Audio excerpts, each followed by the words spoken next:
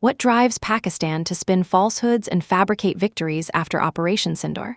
The real story isn't about parity or triumph, but about how insecurity and inferiority shape deliberate misinformation and public deception.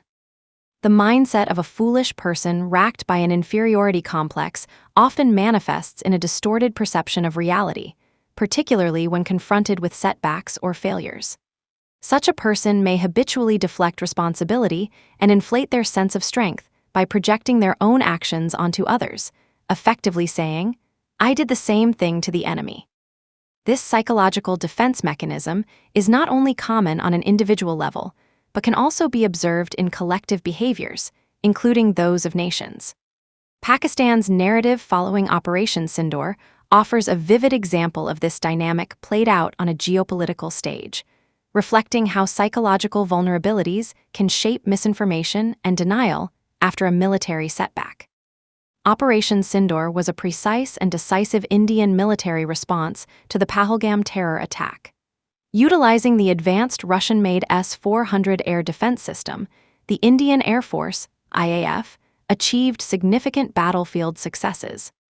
Officially confirmed by IAF Chief Air Marshal Amarpreet Singh, the operation saw India successfully shoot down 6 Pakistani aircraft, 5 fighter jets and 1 airborne early warning and control (AEW&C) plane, without causing any collateral damage.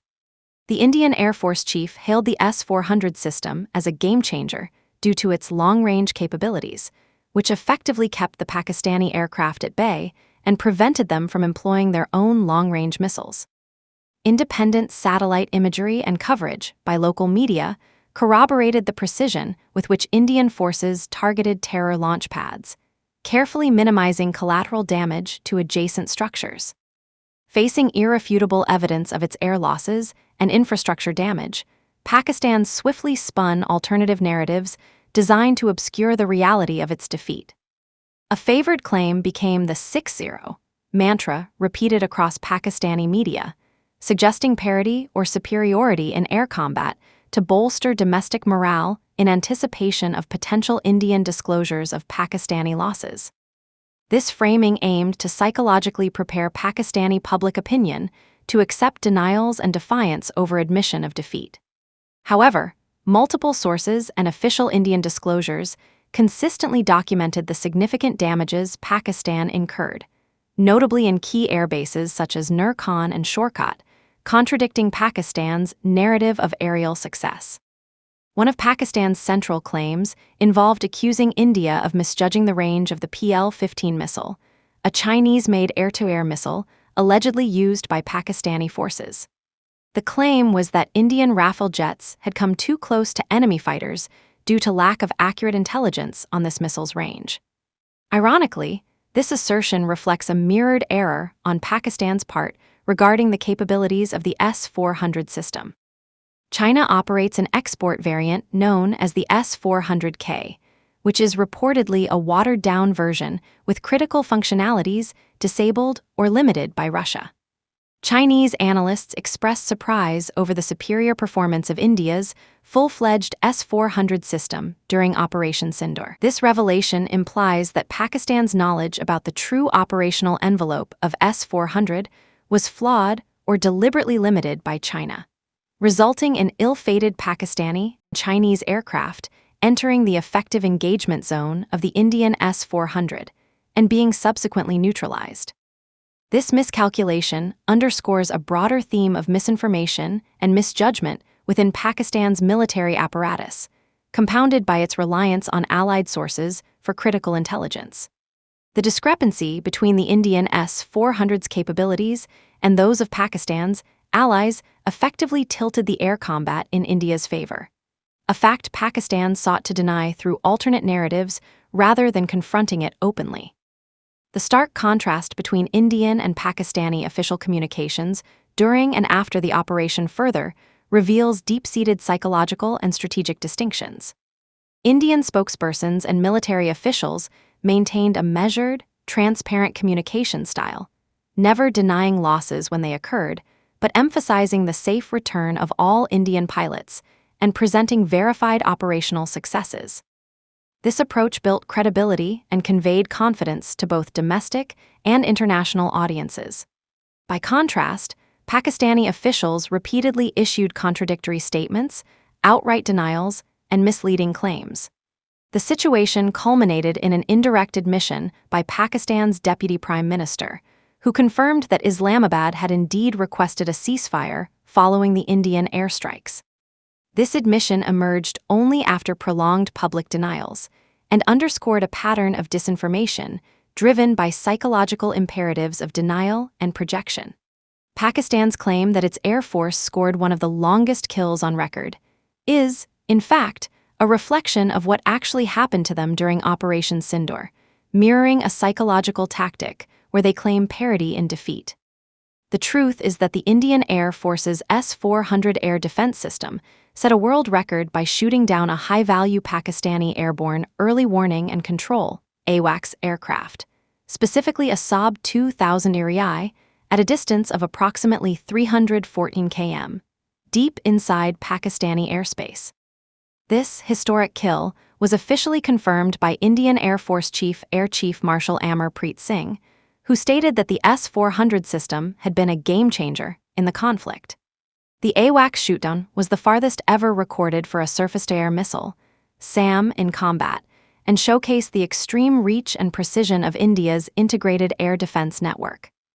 Indian open-source intelligence and independent media also reported fireball sightings over Dinga, Pakistan, on the night of the incident, aligning with the confirmed downing of a large surveillance aircraft. While Pakistan's media and official channels amplified claims that one of their own jets or systems achieved a record long-range kill, there has been no credible evidence of any such Indian aircraft lost during the operation. Most independent and international sources refute Pakistan's claims and highlight their inability to provide proof of a shootdown. This episode illustrates once more how Pakistan's publicized achievements often serve as attempts to mirror or counterbalance Indian successes, particularly when faced with undeniable loss. Pakistan's bombardment of false claims after the Indian Air Force's decisive strikes, claiming destruction of 26 Indian air bases, particularly targeting Adampur airbase, which was critical in launching S-400 missile defenses, must be understood in context. This claim contrasts sharply with the reality. India successfully struck 34 locations across Pakistan, including 12 documented air bases, a fact acknowledged directly by Pakistani officials under international scrutiny. When the global community demanded satellite imagery from Pakistan to substantiate their claims of damage inflicted on Indian soil, Pakistan's official sources responded with either unconvincing or digitally manipulated images. These fabricated evidences reinforce the narrative of false equivalency Pakistan attempted to create. The stark discrepancy between Pakistan's alleged victories and India's verified operational achievements deepens the perception that Pakistan's leadership resorted to misinformation as a strategy to sustain morale and manage the optics of the conflict. Further illuminating this dynamic, statements from Field Marshal Asim Munir from United States, Tampa, Florida, who remarked publicly on Pakistan's purported intentions to open a front against India from the east. This aligns with India's own strategic communication, indicating a shift in tactics. Official Indian statements openly conveyed that the Indian Navy would play a more pronounced and unprecedented role in future operations, attacking from the sea to diversify military pressure on Pakistan. Such declarations were not mere military posturing, but messages that shaped battlefield decisions and influenced responses from Pakistan's side, compelling figures like Asim Munir to seek unconventional or different counteractions outside the usual framework. This complex interplay highlights how psychology, military strategy, and information operations intermingle.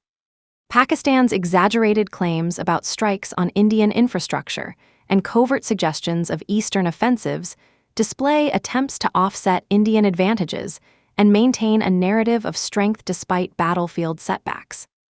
Pakistan's fabrications regarding airbase destruction, their failure to provide credible evidence, and their reactive posture to India's strategic innovations reveal a mindset striving to mask vulnerabilities through denial and misinformation.